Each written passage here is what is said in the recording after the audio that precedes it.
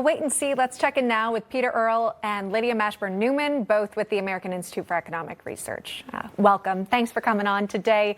It is gloomy in New York City here, but that doesn't stop the president from having another busy schedule. He will be meeting with the Prime Minister of Canada at the White House today. And as we know, Peter, there's been some back and forth about tariffs with Canada, our neighbors to the north. You kind of wonder, what's that meeting going to look like today? Will there be a deal? Well, I mean, central to these talks are going to be the U.S. imposed tariffs on steel and aluminum. Maybe this 100% duty on foreign films will come up. You know, Carney's going to seek to defend Canadian sovereignty and revisit the terms of the USMCA. Hopefully it's diplomatic, but I mean, there's been some inflammatory remarks, you know, the 51st state remarks and all that. So I have a feeling that they might dig in their heels a little more than they usually would, but it's in everyone's interest to come to some sort of a deal because we both rely on each other so much, you know, given that we share such a long border. So hopefully we see a deal emerge and soon. Yeah, the first meeting between the two, now that there's an official new PM, Mark Carney, again meeting with President Trump. He's very vague, the president, when asked about what they're meeting about. He said maybe he's here to do a deal. I don't know. So would we find out? Politically, yes, he would probably want to dig his heels in. But should he? Does he want to play a heavy hand with President Trump?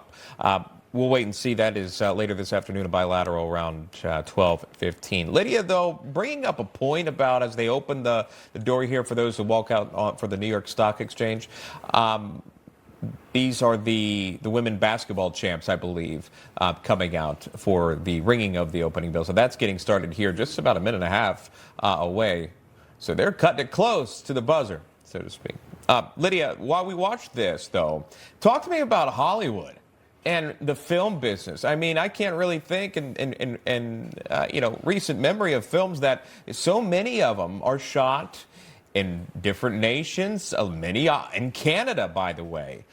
There used to be a time where you got a lot of tax breaks, tax credits if you shot in certain states, and you still do, like Georgia. But there are a lot of movies that are shot in Italy. They want that backdrop. They want to be on location. Now Trump is saying it's a possibility if you shoot in a different nation, you may have to pay for that. How does that impact not just Hollywood, but Netflix, Prime, Peacock, all these streaming services as well?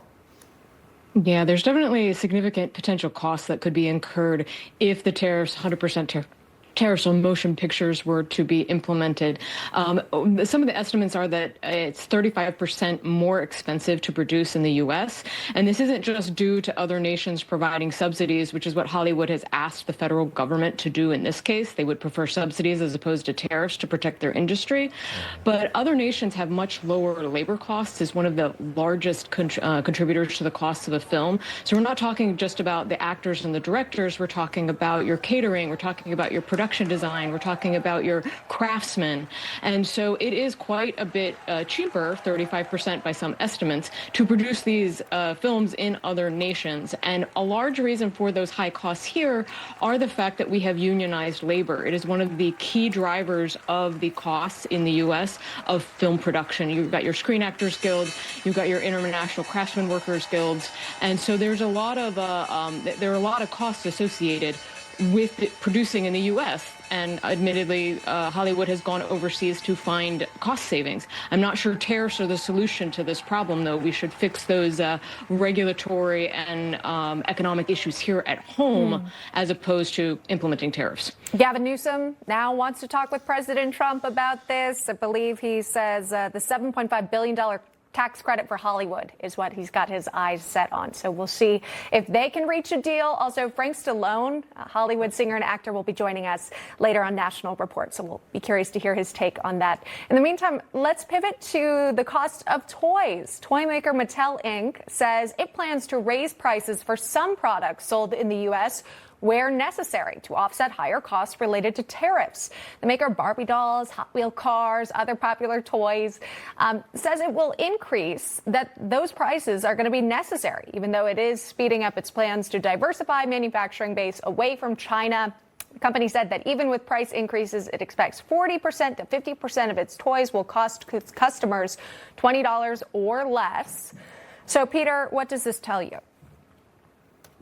Well, we're seeing the proliferation of these cost increases in places around the economy because a lot of toy makers and a lot of, I should say, just makers of goods are trying to get ahead of these cost increases. And again, there's uncertainty. They don't know what the cost increases are going to be on top of tariffs because there are other firms, transportation firms, all sorts of other inputs are going to have increases as well. So they want to get ahead of this. As soon as we can get some of that uncertainty out of the way, and as soon as consumers and producers know what these costs are going to be, we can return to some sort of equilibrium. But until then, you're going to see these cost increases because nobody wants to operate unprofitably, and nobody also wants to step out of the market. So this is the sort of the implicit cost of tariffs in the meantime that we're going to have to deal with until probably the fall or so. All right. We appreciate Peter Earle coming on. Lydia Mashburn Newman, thank you so much.